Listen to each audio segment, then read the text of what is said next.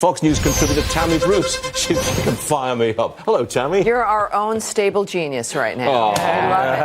We love it. Flattery works wonders on a Friday, let me tell you. So what do you think about what I just said? Well, you're correct. You've got the Harvard-Harris poll, but I can also tell you there's an NPR PBS Marist poll. NPR? Yes, that shows us that 91% of Republicans say no to impeachment, 51% of independents say no, and even 25% of Democrats, 1 out of 4, say no.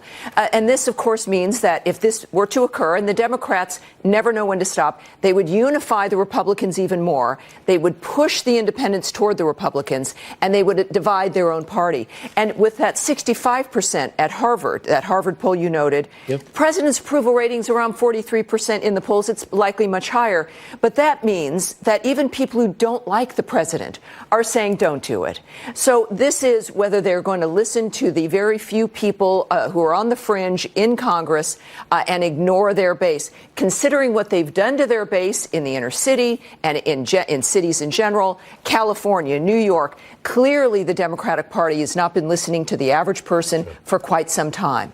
But the Washington Post says that Gerald Nadler, he favors beginning the impeachment process. Sure. And the Post says there are 5 people in the leadership team who want to start the impeachment process. Nancy Pelosi's in an impossible situation. Well, I think that, look, they're unhinged. There's a point where you get into groupthink and there's a bubble. They're not out there dealing with the regular average person who, by the way, Twitter doesn't represent the average Democrat either. The New York Times, that was a pig flying by all of our windows.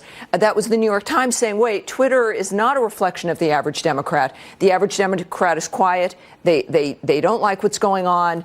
They're watching what's happening. So they're clearly in a groupthink framework where it's their cocktail parties. It's who they're hanging out with in Congress. It's maybe a dozen people. And they feed into this. And frankly, the American people have got to see this.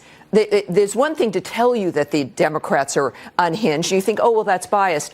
Or you can simply watch it unfold. There is nothing getting done. They're resisting doing anything. They're in the resistance now, but against doing anything for the country.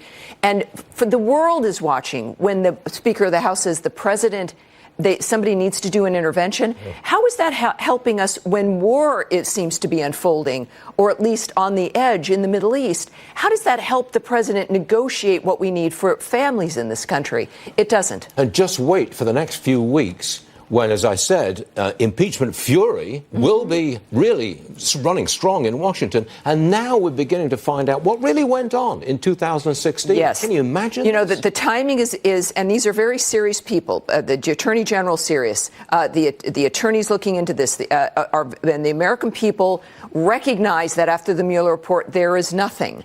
And so you're going to have this double up. So it's not just political timing, but this is about really what's been going on at the highest echelons of our government.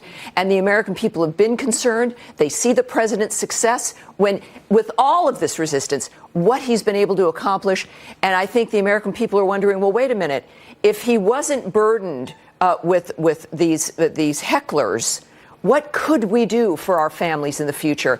And I think this is going to be the decision that affects 2020. Tammy Bruce, you appear to be having a really good time. All Americans are having a good time right now, despite the Democrats not. They could join us. Happiness is a choice.